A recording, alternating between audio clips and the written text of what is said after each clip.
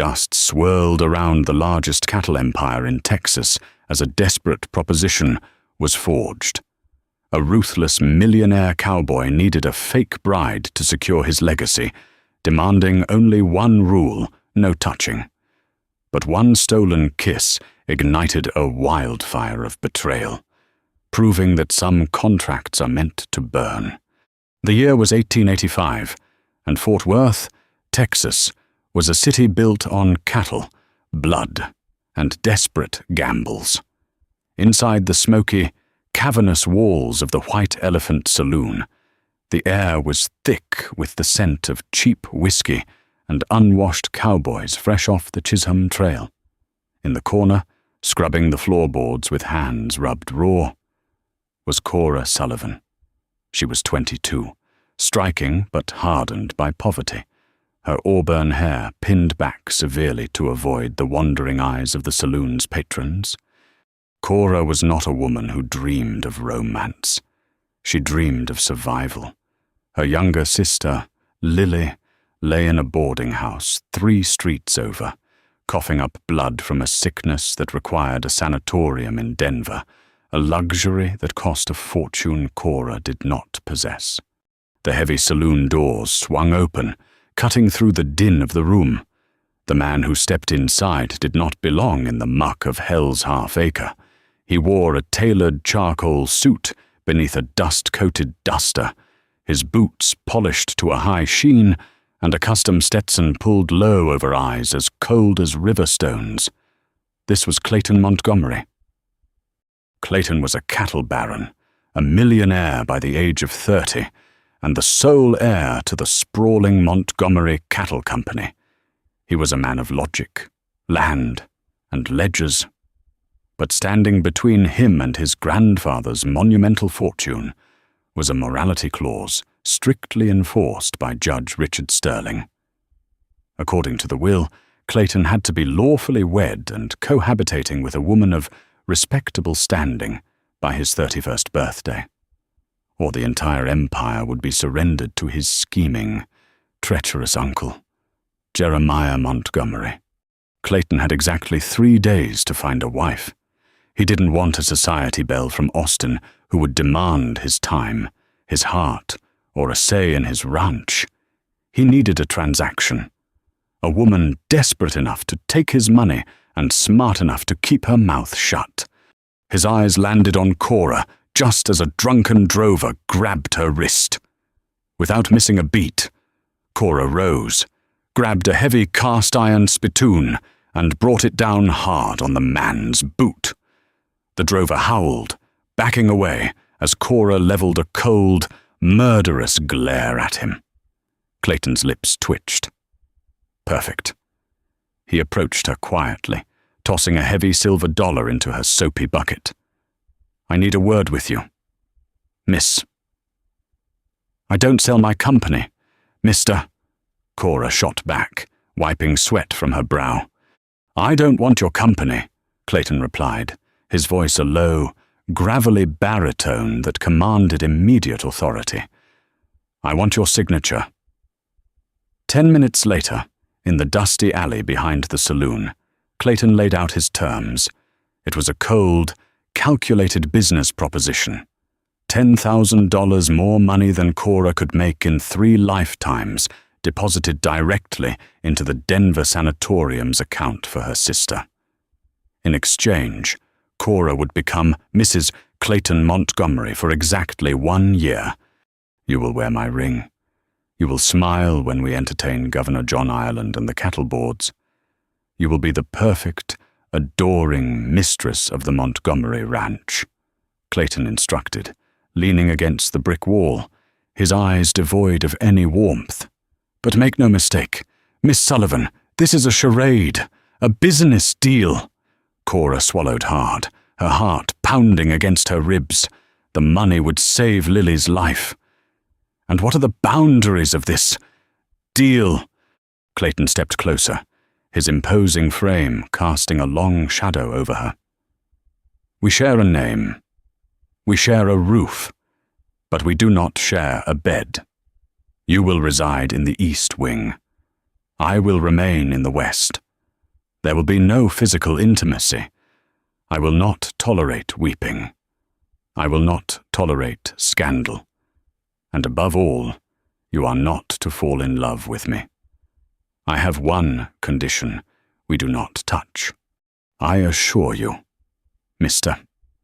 Montgomery, Cora said, her chin tilting up in defiance, her pride shielding her desperation. Keeping my hands off an arrogant cowboy will be the easiest work I've ever done. They were married the next morning in a sterile, joyless civil ceremony overseen by Judge Sterling. Clayton placed a heavy, multi-carat diamond ring on Cora's trembling finger. His skin was warm, his hands calloused from years in the saddle. But the moment the judge pronounced them man and wife, Clayton dropped her hand as if he had been burned. "My carriage is waiting," was all he said. As they boarded the private train car heading west toward the sprawling Montgomery estate, Cora looked out the window at the receding Fort Worth skyline. She was a millionaire's wife now. She had saved her sister. But as she glanced at the stoic, ruggedly handsome man sitting across from her, reading a newspaper as if she didn't exist, a shiver ran down her spine. She had sold a year of her life to a man made of ice. The Montgomery estate, known to locals as Ironwood, was a fortress of limestone and mahogany rising out of the harsh Texas plains. When Cora arrived, she was immediately thrust into a world of oppressive luxury. Martha Wilkins, the stern, eagle-eyed housekeeper who had practically raised Clayton, greeted Cora with visible suspicion. Martha knew a marriage of convenience when she saw one, and she watched Cora's every move like a hawk. For the first month, Clayton and Cora executed their contract flawlessly. They were masters of the illusion. During the day, Clayton rode out with his foreman, managing the tens of thousands of longhorns that bore his brand. Cora was fitted for exquisite silk gowns imported from Paris and learned the intricate rules of high society etiquette. They only saw each other at dinner, seated at opposite ends of a 30-foot mahogany table, speaking strictly of weather and cattle prices. But the real test arrived in late September. Uncle Jeremiah, smelling a rat in his nephew's sudden nuptials, orchestrated a massive, lavish dinner party at Ironwood, inviting the most influential men in Texas, including the legendary, booming-voiced cattle baron, Shanghai Pierce. Jeremiah's goal was simple: get the newlyweds in a room, ply them with champagne, and expose the sham marriage to Judge Sterling, who was also in attendance. The dining room was ablaze with crystal chandeliers and roaring fireplaces. Cora looked breathtaking in an emerald green gown that brought out the fire in her eyes. Clayton, in a stark black tuxedo, looked every inch the ruthless king of the plains. "So, Montgomery," Shanghai Pierce bellowed from across the table, his booming voice halting all other conversation. "I've been watching you two all evening. You've been married 2 months, and you look at your bride like she's a ledger entry. My horses show more affection to the stable boys. I say it's a sham to keep your uncle from his rightful share." The room fell dead silent. Uncle Jeremiah smiled wickedly into his wine-glass. Judge Sterling frowned, adjusting his spectacles, his pen seemingly ready to revoke Clayton's inheritance on the spot. Panic flared in Cora's chest. She looked at Clayton, waiting for the ice-cold businessman to talk his way out of it. Instead, Clayton's jaw tightened. He stood up slowly, the scrape of his chair echoing like a gunshot. He walked the length of the table toward Cora. His eyes were dark, a storm brewing in their depths. Before Cora could process his intent, Clayton pulled her up from her chair by the waist, his massive hand tangled in her auburn hair, tilting her head back. A sham. Pierce. Clayton growled softly, though the whole room heard it. And then he kissed her. It wasn't a polite, stage-acted peck. It was a searing, desperate, claiming kiss. Clayton's mouth crashed down on hers, parting her lips with a heat that shocked the breath from her lungs. He tasted of rich bourbon and raw, unfiltered masculinity. Cora gasped into his mouth, her hands instinctively clutching the lapels of his tuxedo to keep her knees from buckling. The kiss deepened, blurring the lines of their contract, melting the ice that had separated them for months.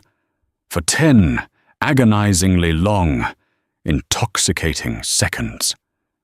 They were the only two people in the world.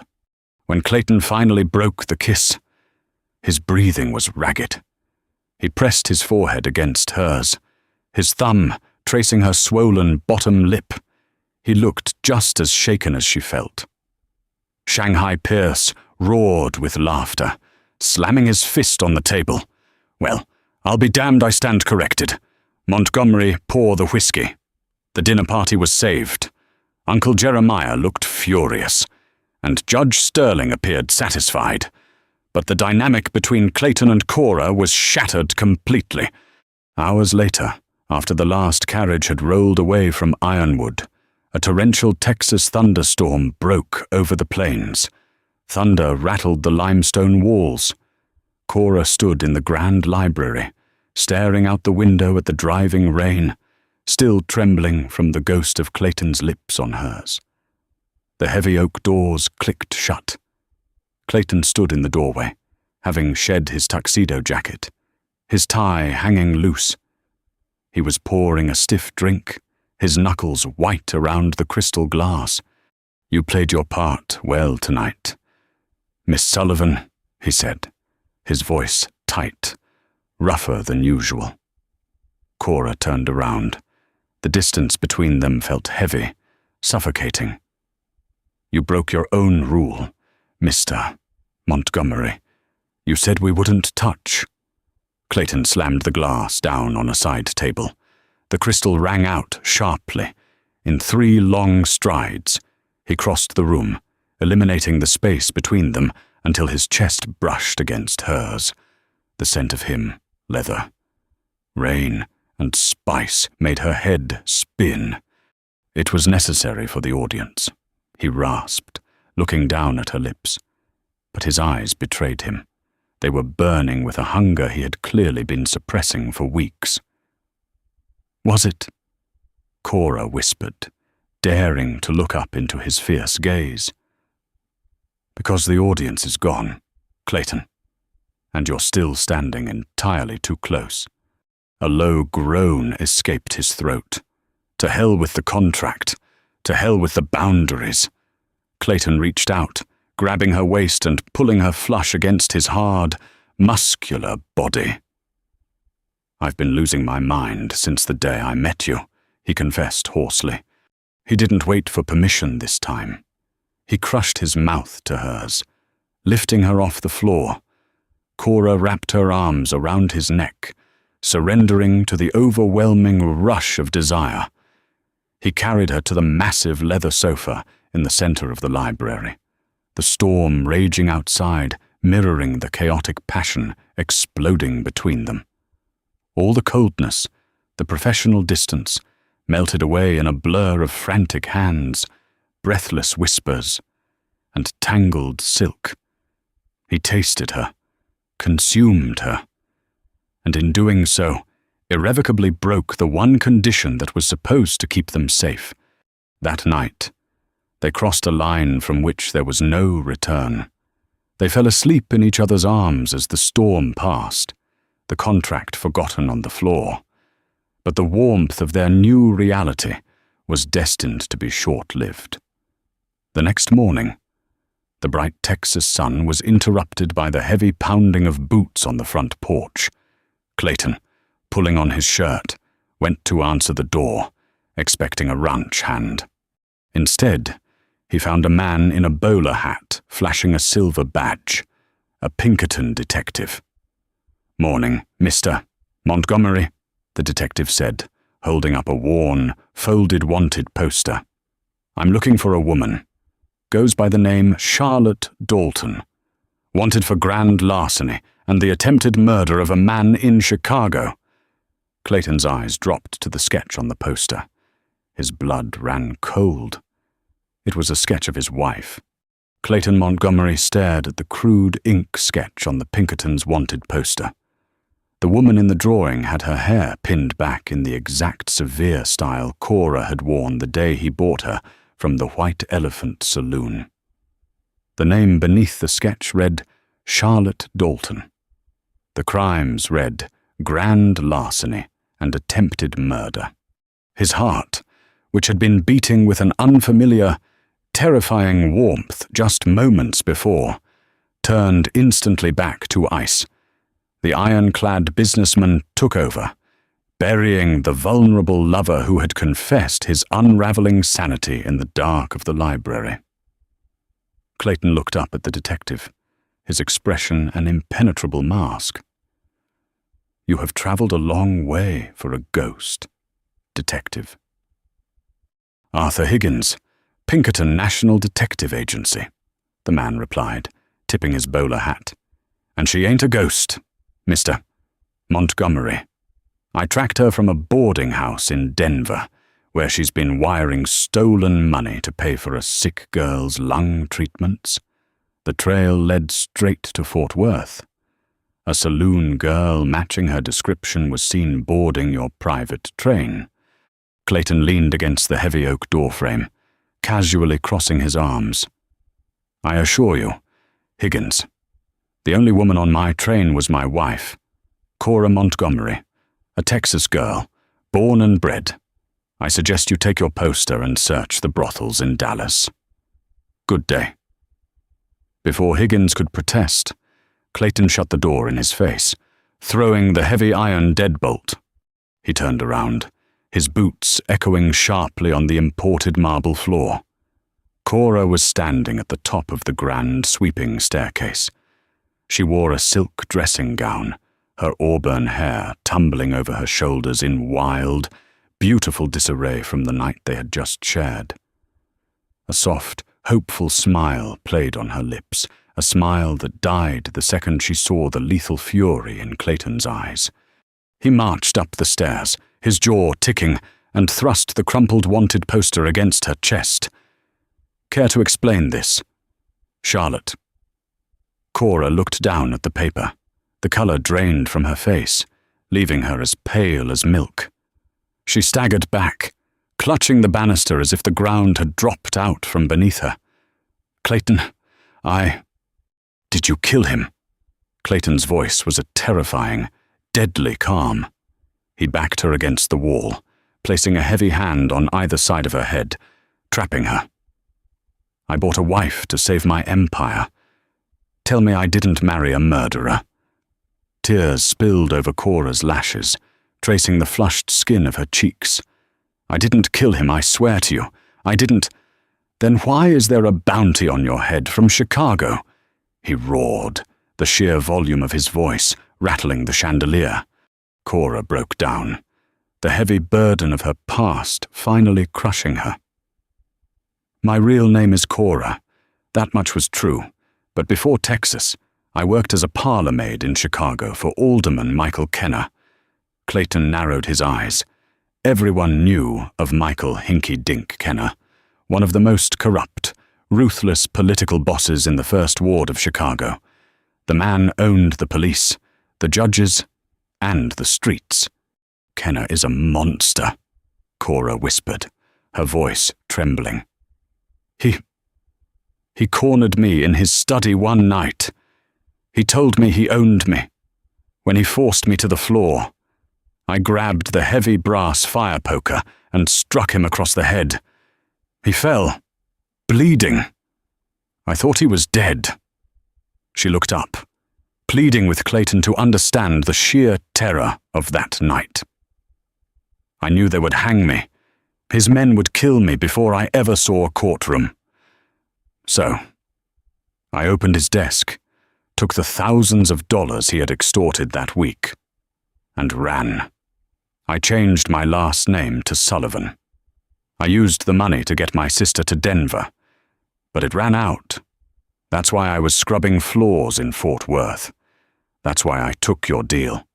Clayton stepped back, running a calloused hand over his face. He was a man of the West, a man who believed in the law, but he also knew the brutal realities of powerful, corrupt men. Looking at Cora, the woman who had fought off a drunken drover with a spittoon, the woman who had surrendered to him with such fierce, breathtaking passion just hours ago, he knew she was telling the truth. "If Kenna's Pinkertons drag you back to Illinois, you will hang," Clayton stated flatly, "and my marriage will be annulled, leaving Ironwood to Jeremiah." "Then let me go," Cora cried, wrapping her silk robe tightly around herself.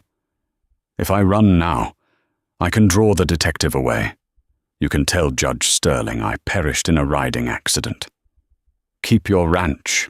Clayton, I never meant to bring this evil to your door." Clayton stared at her. She was willing to ride out and face the noose just to protect his grandfather's cattle.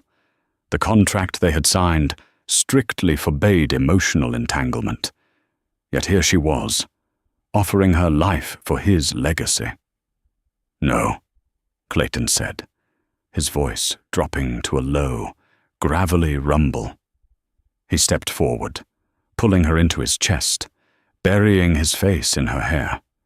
"You are my wife, and what is mine, I protect." But they were out of time. 3 miles away, at the edge of the property line, Uncle Jeremiah sat atop his roan stallion, handing a thick stack of greenbacks to Detective Arthur Higgins.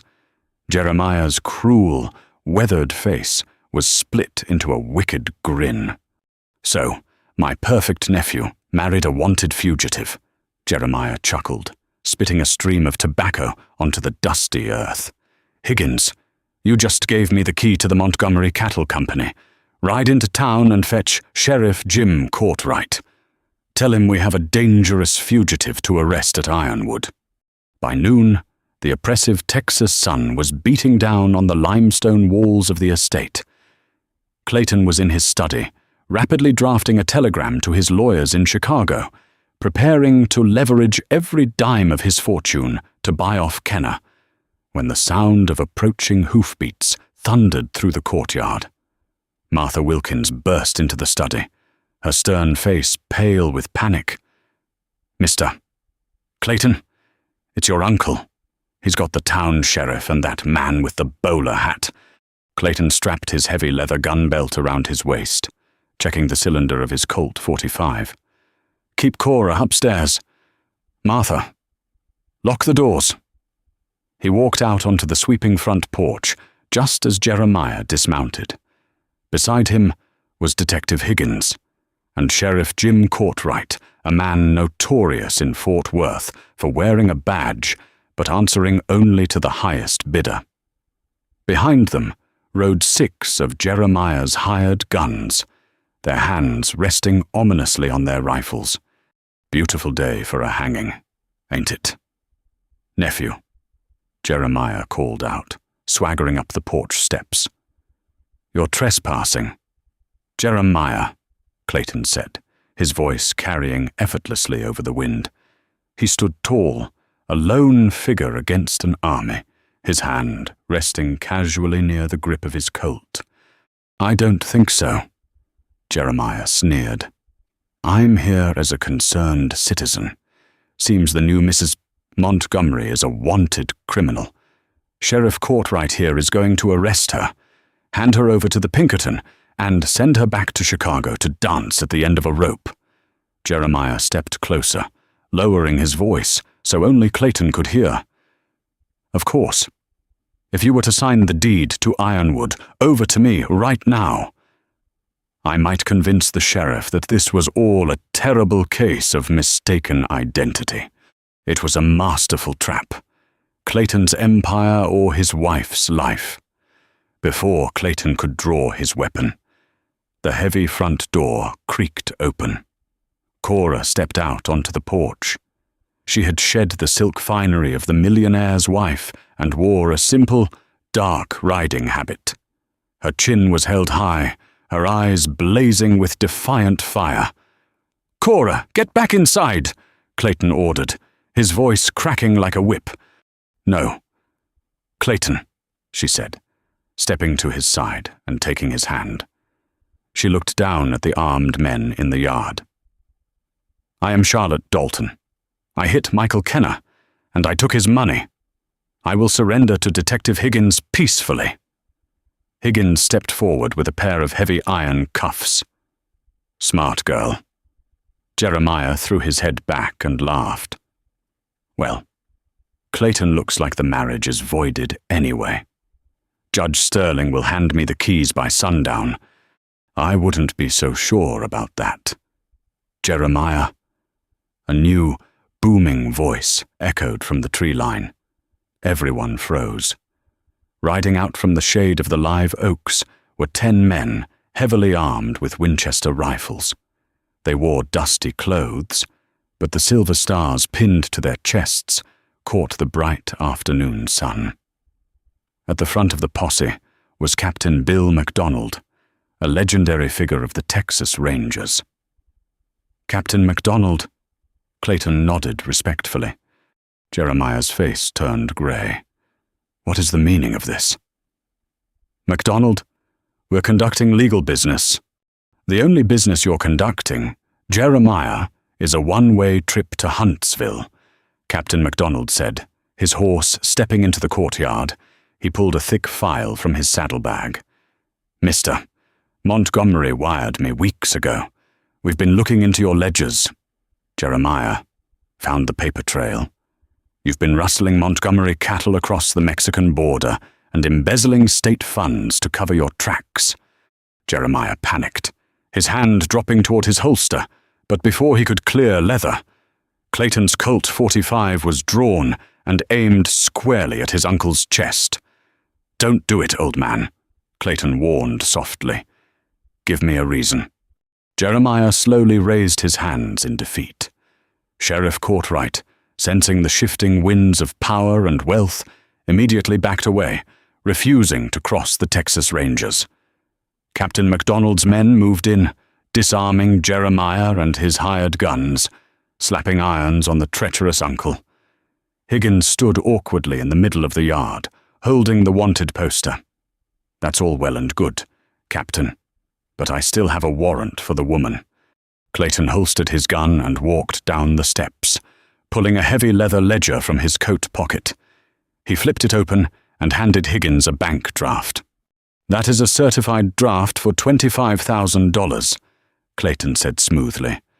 10,000 replaces what she stole from Alderman Kenner, with interest. The other 15,000 is a campaign contribution for his upcoming mayoral run. You go back to Chicago, hand him that money, and tell him if he ever utters the name Charlotte Dalton again, I will bring the full financial might of the Montgomery Cattle Company down on his head and ruin him." Higgins stared at the staggering amount of money. He slowly folded the bank draft, tucked it into his coat, and struck a match. He held the flame to the wanted poster until it turned to black ash in the Texas wind. "Never heard of Charlotte Dalton, sir. Pleasure doing business with you." As the dust settled and the Rangers hauled Jeremiah away, the massive courtyard of ironwood fell dead silent. The oppressive threat that had loomed over them was gone, evaporated in the dry heat. Clayton turned and walked slowly back up the steps to where Cora stood, trembling. He reached into his coat and pulled out the crisp, legally binding marriage contract they had signed in the alley behind the saloon months ago. The document that explicitly stated they were to never touch, never love, and part ways in a year. Without breaking eye contact with her, Clayton tore the document in half. Then he tore it again, letting the pieces flutter to the porch like snow. "You broke the condition," Cora whispered, a tear escaping her eye. I've always hated rules. Clayton replied, his voice thick with emotion.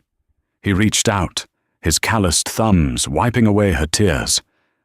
The deal is off. Cora, there is no contract, no expiration date. I don't want a fake bride. Cora threw her arms around his neck, burying her face in his shoulder. What do you want? Clayton wrapped his massive arms around her waist, lifting her against him, finally free to love the woman who had stolen his heart. I want my wife. Do you crave more heart-stopping historical romances with unexpected twists if Cora and Clayton's fiery journey from a dusty contract to undeniable love kept you on the edge of your seat? Smash that like button. Share this story with your fellow romance lovers. And don't forget to subscribe to our channel for more thrilling Wild West dramas, forbidden love stories, and unforgettable characters. Your next obsession awaits.